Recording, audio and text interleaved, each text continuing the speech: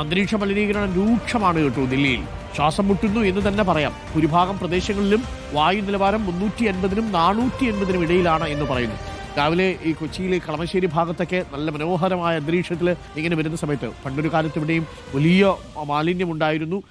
പുക ശ്വസിച്ച് കഴിഞ്ഞ ഒരു വർഷം മുമ്പ് നമ്മൾ വല്ലാതെ ബുദ്ധിമുട്ടിയിരുന്നതുമാണ്. നമുക്കറിയാം, ഈ കൊച്ചിയിൽ താമസിക്കുന്നവർക്കറിയാം അതിൻ്റെ ബുദ്ധിമുട്ട്. പക്ഷേ അതൊന്നും അല്ല ഡൽഹിയിൽ. ശൈത്യം ശക്തി പ്രാപിക്കുന്നതിനാൽ സാഹചര്യം അതീവ ഗുരുതരമാകുമെന്നാണ് അറിയുന്നത്.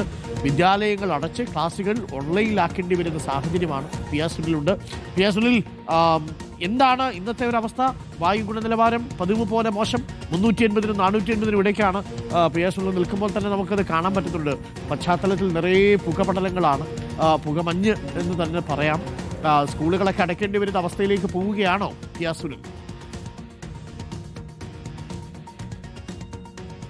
അരുൺ, ഏതായാലും ഇന്നലത്തെ സമാനമായ കഥ തന്നെയാണ് ഇന്നും ദില്ലിയിൽ നിന്ന് വായുമലിനീകരണവുമായി ബന്ധപ്പെട്ട് നൽകാനുള്ളത്. നമുക്ക് ദൃശ്യങ്ങൾ തന്നെ സാക്ഷിയാണ്. നമുക്ക് കാണാൻ കഴിയും എത്രത്തോളം ഈ ഒരു വിഷപ്പുകയാണ് അന്തരീക്ഷത്തെ ബാധിച്ചിരിക്കുന്നത് എന്നത്. ഞാനിപ്പോൾ നിൽക്കുന്നത് സൗത്ത് നോർത്ത് ബ്ലോക്കിന് സമീപത്തുള്ള വിജയ് ചൗക്കിന് മുന്നിലാണ്. അപ്പോൾ ആ ഒരു പ്രദേശമാകെ ഈ പുക മൂടിക്കിടക്കുകയാണ്. എതിർവശത്ത് ഇന്ത്യ ഗേറ്റാണ്. ഇന്ത്യ ഗേറ്റിലേക്ക് നോക്കിയാൽ ഇന്ത്യ ഗേറ്റ് കാണാനില്ല. ആ രീതിയിൽ ഈ വിഷപ്പുക നിറഞ്ഞിരിക്കുകയാണ്. ഇതാണ് അന്തരീക്ഷ മലിനീകരണത്തിന്റെ അളവ് എന്നത്.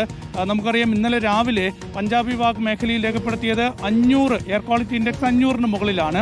ഏതാണ്ട് അതിന് സമാനമായ രീതിയിൽ തന്നെ ഇന്നും പലയിടങ്ങളിലും 450-നും 500-നും ഇടയിൽ എയർ ക്വാളിറ്റി ഇൻഡെക്സ് രേഖപ്പെടുത്തിയിട്ടുണ്ട്. അപ്പോൾ അതിതീവ്രമാണ് ഇവിടുത്തെ വായു മലിനീകരണ തോത് എന്ന കാര്യത്തിൽ യാതൊരു സംശയമില്ല. ആശുപത്രികളിലാണെങ്കിൽ ഈ കണ്ണെരിച്ചിൽ മൂലവും ഹൃദയ സംബന്ധമായ അസുഖങ്ങൾ മൂലവും ശ്വാസകോശ സംബന്ധമായ അസുഖങ്ങൾ മൂലവും എത്തുന്നവരുടെ എണ്ണം വർദ്ധിച്ചു വരുന്നു എന്ന് ഡോക്ടർമാരും പറയുന്നു. അതുകൊണ്ട് അതീവ ഗുരുതര സാഹചര്യം തുടരുകയാണ്. ഈ ഒരു സ്ഥിതിയിലാണ് ഇപ്പോൾ സ്കൂളുകളൊക്കെ തന്നെ ഓൺലൈനിലേക്ക് മാറുന്നതിൻ്റെ സാധ്യത കൂടി പരിശോധിക്കുന്നത്.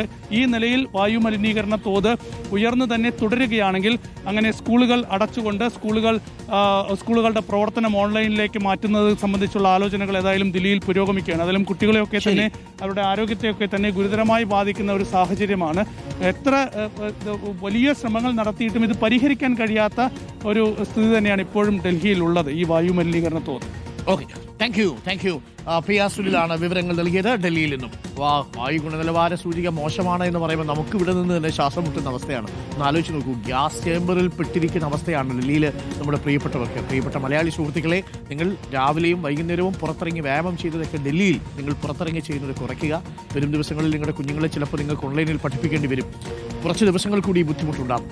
പ്രിയപ്പെട്ടവരെ, പ്രധാനപ്പെട്ട